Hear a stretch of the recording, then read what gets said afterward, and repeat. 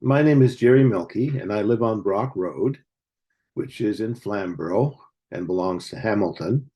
And I'd like to share with you some of the birds seen in this area.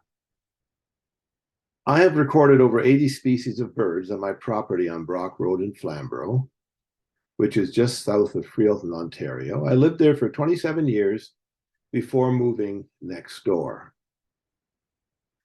The following 37 photographs are all of different species photographed on that property, just south of Freelton, Ontario.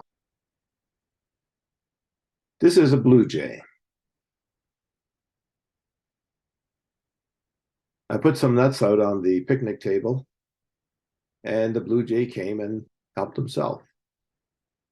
I remember being in a conservation area in Hamilton where the daughter of a friend had some peanuts and threw it out for the squirrels. And before the squirrel could get at it, down swooped the blue jay, picked up the peanut, and the little girl was so angry at the blue jay and said, "That's not for you.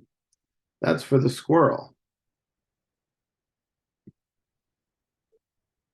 This is a black-capped chickadee. They are so friendly.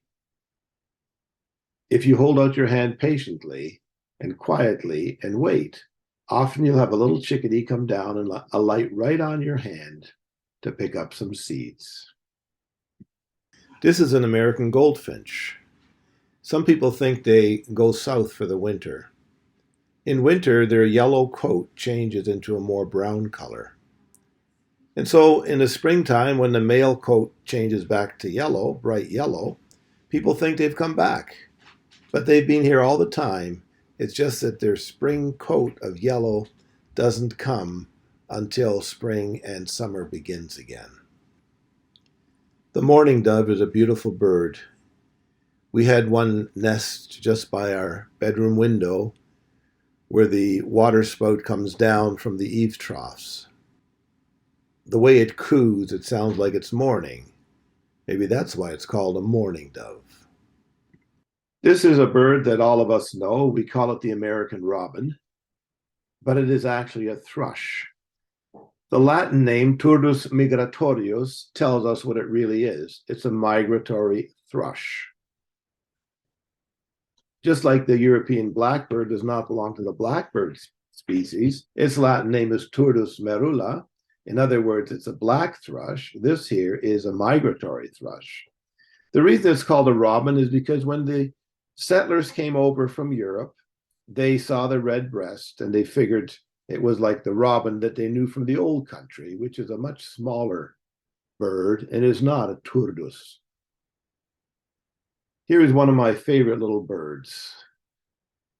It arrives in the fall, maybe in October, November, and it stays around till about April. And then by the 1st of May or the middle of May, it's gone a little further north. But they return every winter to this property. Usually they like feeding on the ground and they pick up the seeds that other birds have dropped from the bird feeders. But when there's lots of snow on the ground and there's not enough seed for them to find, they will actually fly up to the seed on the feeder and help themselves there as well. We had 3 ponds on our property, and we had Canada geese that would nest on the pond sometimes. And here is a little family of Canada geese and 5 little goslings that just hatched recently. This picture was taken in April 2009. A belted kingfisher. I even remember seeing a kingfisher on my property in January when there was snow all around. And I wondered, what was he feeding on? How did he keep himself alive? Here we have a picture of a pileated woodpecker. A pileated woodpecker is about the size of a crow. I had a pair of them make a mess in one of my pine trees and just hacking away, making big holes in it. So I phoned the conservation authority and they said, well, your pine tree is probably infested with carpenter ants, and so your pine tree is going to die anyway. And they're just helping themselves to the carpenter ants. Some people call them pileated woodpeckers, others call them pileated woodpeckers, but the spelling is the same.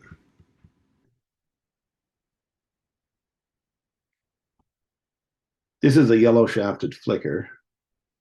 It is making a home in this dead birch tree. The cardinal is one of my favorite birds.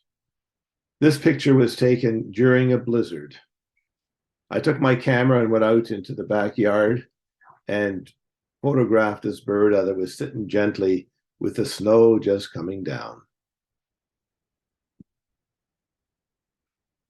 The little green heron likes to visit our ponds, and here is one standing by the side of the pond waiting for a fish to come by.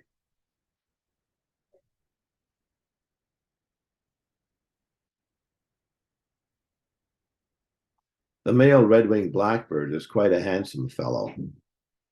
This one here would come to our kitchen window and just peck and peck and peck and peck. He saw his reflection in the window and he wanted to chase away his rival, which was not his rival, it was he himself.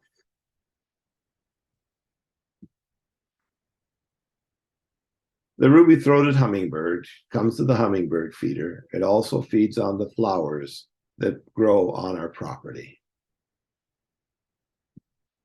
This is a red-breasted nuthatch. They became more numerous on the properties as the evergreen trees grew taller and taller. They prefer evergreen forests to deciduous forests. And here is the white-breasted nuthatch. It likes deciduous forests. The Latin name Sitta carolinensis shows us that it likes to be in the Carolinian forest as well. And the area we live in has Carolinian forest. The song sparrow has a very beautiful song.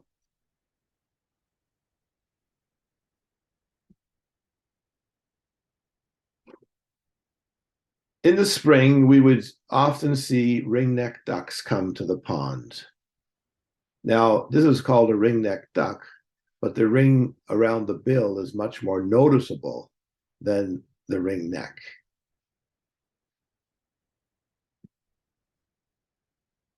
The chipping sparrow, in the winter it is gone, it flies south to return when the weather gets fairer. Here's a hairy woodpecker. The male hairy woodpecker has a little red cap. This one does not have a little red cap because it is a female. I once found a ruffed grouse nest with 13 eggs in it on my property. Unfortunately, sometime later, the nest had been disturbed. I think a raccoon got after it, and none of the eggs hatched. How sad. The little bluebird in the front of this feeder is an indigo bunting. It's a male indigo bunting. It came to the feeder and is sharing it with the American goldfinch, which is at the back.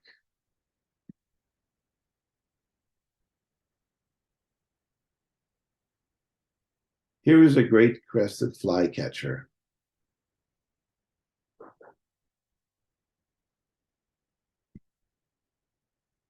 The rose-breasted grosbeak is always a delight to see when it comes to the feeder.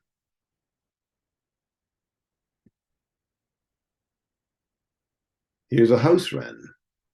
The house wren is a small bird, smaller than a sparrow. It isn't very pretty, but it has a very beautiful song. If I have two bird boxes up, it'll often put sticks into both bird boxes and then only use one of them. And the other one is not being used by any other birds because he's already put sticks in there, pretending that it's his nest as well. Here's an American woodcock.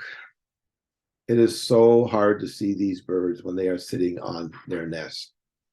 This particular one I found because there was some trash that had blown onto my property from the road, and I went to pick up the trash, and I nearly stepped on this bird before it flew away. I saw its nest, I saw the eggs on its nest, and I knew exactly where it was under a particular tree.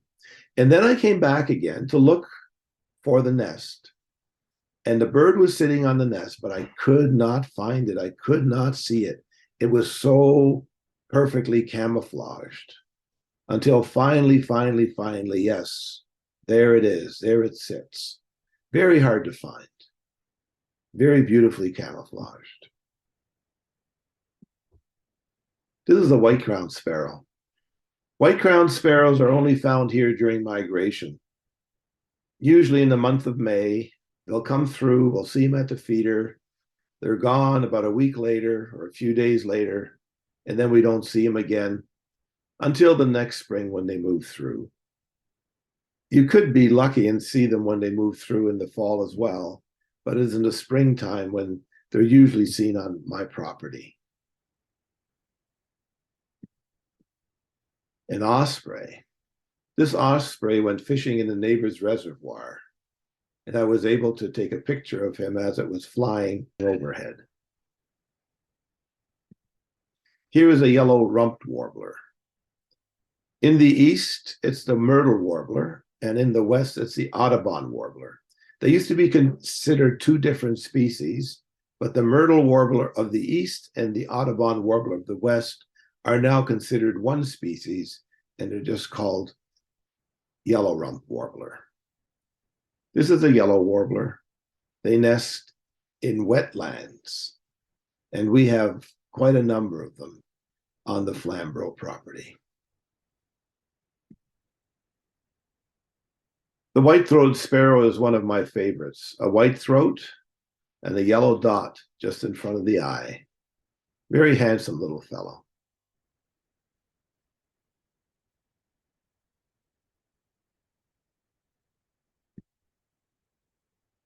This is the pine siskin. The pine siskin is not seen every winter here. Some years when the pine cone harvest is not so plentiful up north and there's lots of snow, you'll have lots of them come down to the feeders here in Flamborough. In other years, you will hardly see them.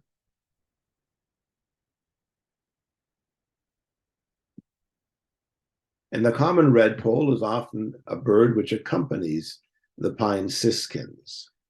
Again, this bird is found sometimes in the winter here before it goes back up to nest in the Arctic. Other years, it does not come down as far if the food is more plentiful up north. So some years we call them invasive years. Some years you'll find them here. Other years, they're very, very rare or not found at all.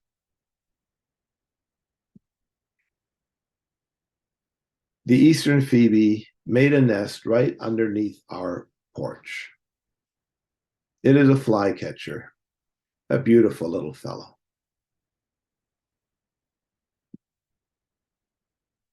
The red-bellied woodpecker is much more common now than it used to be. When I was growing up, they were quite rare. They are a bird found a little bit further south in the United States. There are lots of feeders in southern Ontario. These birds are getting more and more numerous as they expand their territory, and they are quite common now in the Flamborough area. This is a male. His red crown goes all the way from the back of his neck to his bill. The female red crown only goes from the back of the neck to near the eye. It does not reach the front. The purple finch. This is a bird which is not often seen at the feeder, but when it is seen, it is a treat.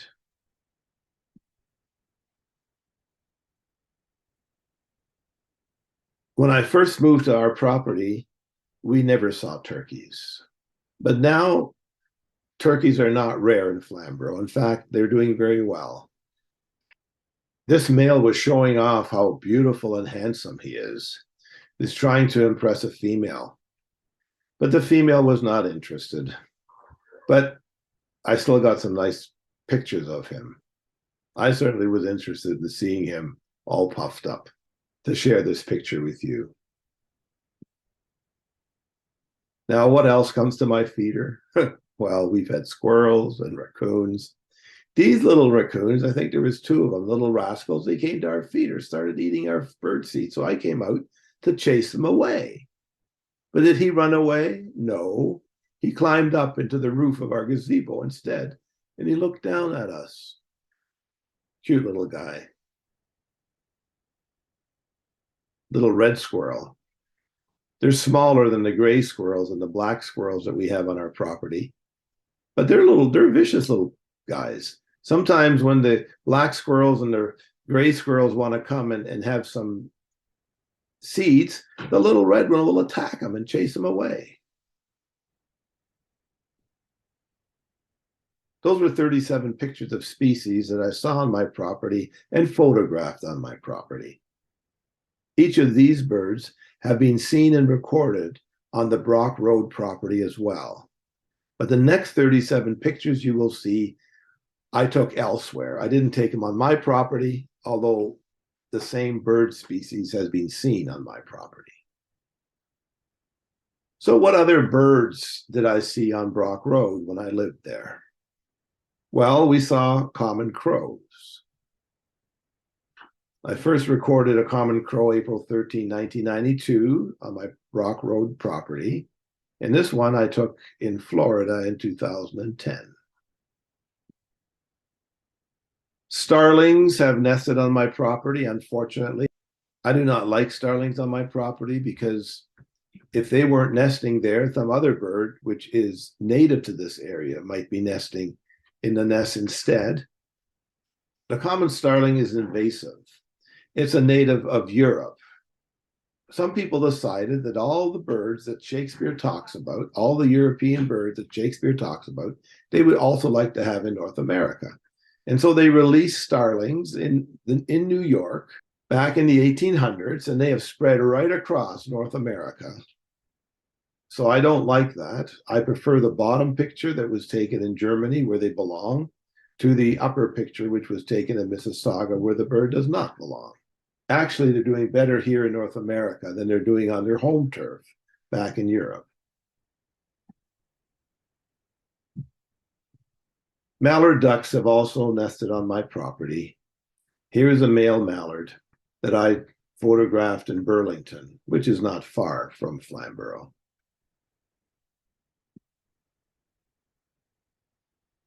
This is a picture of a blue-winged teal that I photographed in Mexico. I've only seen the blue-winged teal once on my property, and that was on April the 15th, 1992. And I've only seen blue-winged teals twice in Flamborough, once on my property and once beside the swamp on Safari Road. This is a picture of a bufflehead. They are beautiful little birds. They are found every winter in Lake Ontario. When the ice melts on the ponds in the spring and the ponds open up and there's still ice a little further north on the lakes, they will sometimes be seen on our pond as well. We have had wood duck on our ponds. This wood duck was photographed in Hyde Park. They're very skittish around here. When you see a wood duck and then you get your camera out and you approach it to take a picture of it, they fly away before you even get near to them.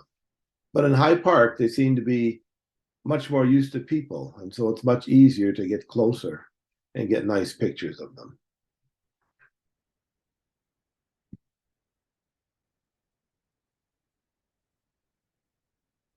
Here are two brown-headed cowbirds. Obviously, brown-headed cowbird is named after the male that you see on the bottom. The female is seen on the top. I do not like these birds because they don't have their own nests. They lay their eggs in the nests of other birds and have other birds raise their young. The house sparrow. Here is another species that was introduced to North America and has spread right across North America. I've seen house sparrows in Europe, in Israel, in New Zealand, in Australia, in Hawaii, in Bolivia, and in many other places. They have been introduced from Europe to many places in the world. Wherever humans live, they like to be. This fellow was photographed on the island of Kauai in Hawaii. And he looked at me as if, hey, buddy, who told you that you're allowed to take a picture of me? Reminds me a little bit of a portrait of Winston Churchill. I like the little fellow. The eastern kingbird is a flycatcher. It has a white stripe on the bottom of its tail. This is a downy woodpecker. It is a smaller version of the hairy woodpecker. This little fellow's a male because he has a little red crown. The female lacks that red crown. The difference between the hairy woodpecker and the downy woodpecker is the hairy woodpecker is larger and has a larger bill. And you can also see the white outer tail feathers of the downy woodpeckers have bars in them, black stripes. As you can see, the two black stripes at the very bottom of that picture. And those black stripes, those black bars, are missing in the hairy woodpecker. The great blue heron. It's always a pleasure to see the great blue heron land on one of our ponds looking for fish or frogs. This is a tree sparrow. A tree sparrow can be recognized by the large dot on its breast. The tree sparrow also nests up north on the tundra and comes down to visit us every winter. Here's a hooded merganser. Hooded mergansers are also found on our property, usually in the springtime. The brown creeper creeps to the top of a tree. As it creeps up, it looks for insects under the bark, and then it flies to the bottom of the next tree and climbs back up again, flies at the bottom of the next tree and climbs back up again. Little brown creeper. The barn swallow. We had a barn swallow try to build a nest right over the front doors of our house. But somehow that nest got ruined. I don't know who ruined it. I don't know what ruined the nest. I don't know if it was a raccoon or some other night creature. But that was too bad. I would have loved to have little baby barn swallows right above the front doors of our house.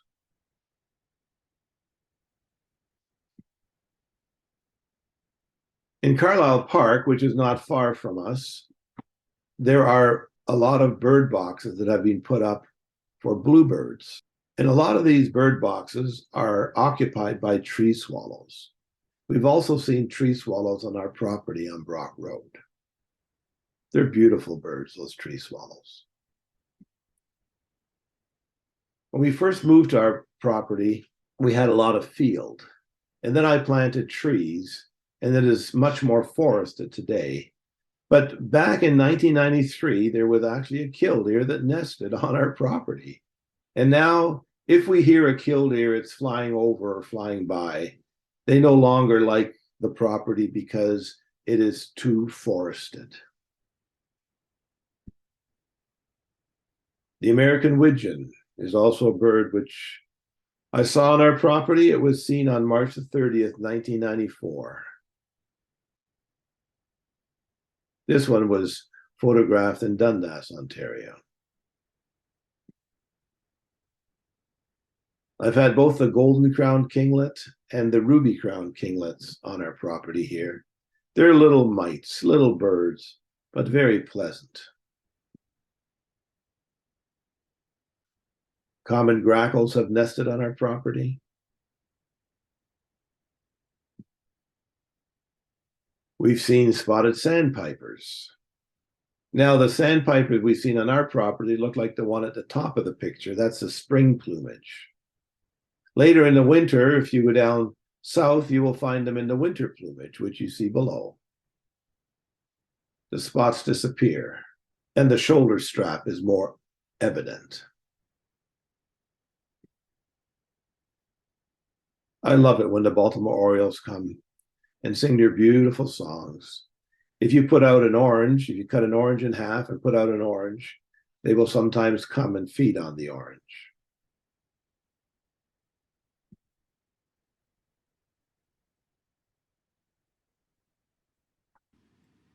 Eastern bluebird. We've actually had the eastern bluebird nest on our property.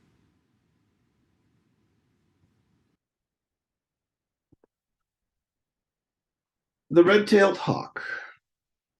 And a red-tailed hawk came into our chicken pen, and when the chickens went inside their chicken coop, the red-tailed hawk followed them right into the chicken coop.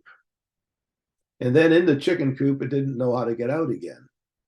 And so I went into the chicken coop with a big blanket, threw the blanket over it, caught it, and then drove it to the road which goes behind Valens Conservation Area. And I released it there and let it fly. I don't think it came back again.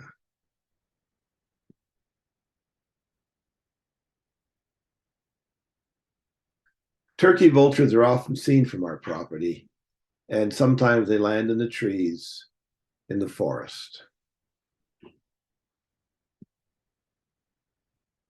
When I was growing up, we didn't see house finches in Ontario very much, but today they are much more common. They're a Western bird, a bird of Western North America, but they were caged and maybe treated a bit like canaries because they have a very beautiful song, but it's illegal to cage them. And so some caged birds were released in the United States, here in the East, and they have spread. And so now they are common both in the East and in the West of North America. Beautiful songbird. On March the 30th, 1997, I saw a common goldeneye in our pond. The common goldeneye is a beautiful duck.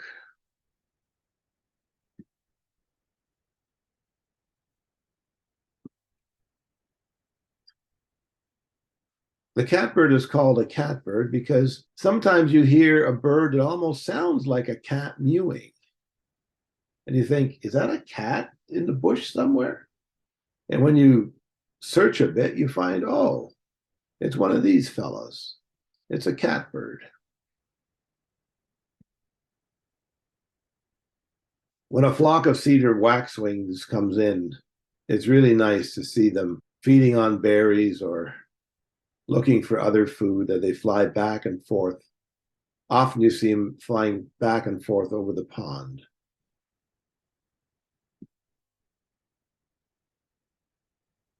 The common pigeon or rock dove, now actually called a rock pigeon, I have not seen them very often at all on our property.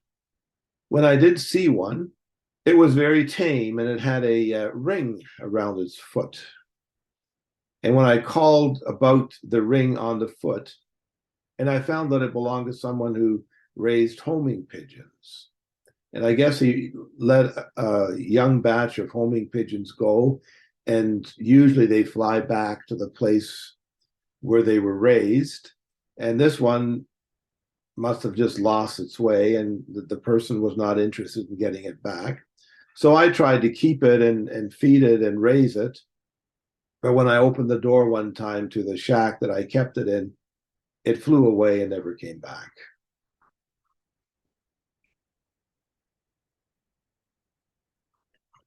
On December the 10th, 2006, I heard hoo, hoo, hoo, hoo, hoo, hoo, hoo, hoo.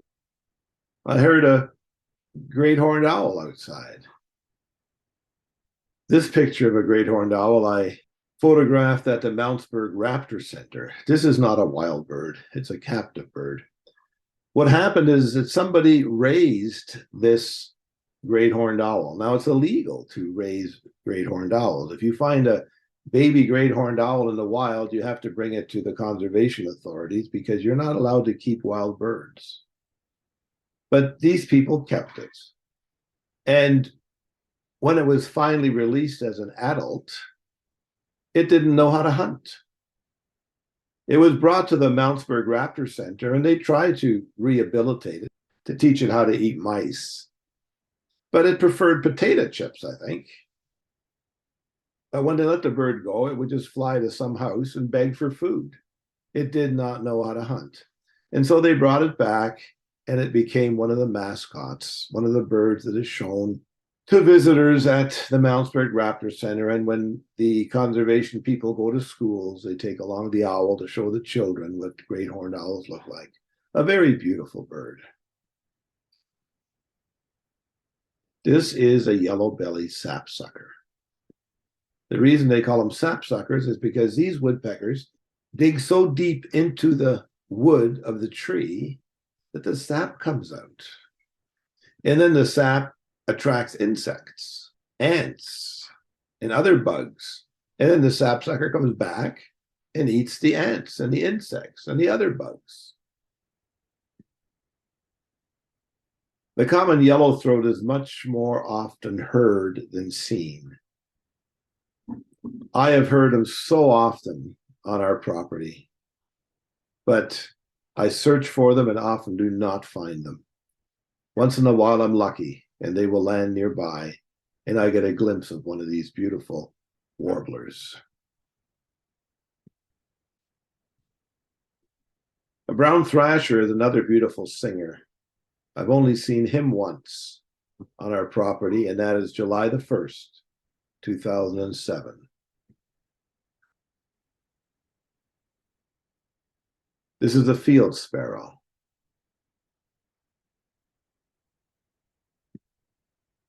This is a ruby-crowned kinglet. Flits about, hardly ever sitting still. If you want to take a picture of one, once you got the picture focused, chances are by the time you press the shutter, it's flown to some nearby place again. Always flitting back and forth, up and down, flying here and there. Very seldom sitting still.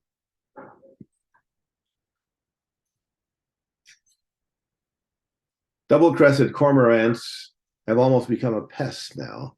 There are so many of them. This is another bird that was hardly ever seen. In fact, I can't remember seeing one when I was growing up. Very uncommon, very rare, and now very common. In fact, they're no longer common. They're abundant. These were 74 of the 80 birds that I saw over the 27 years that I lived on Brock Road. Feel free to visit my website at www.ger153.com for more bird pictures.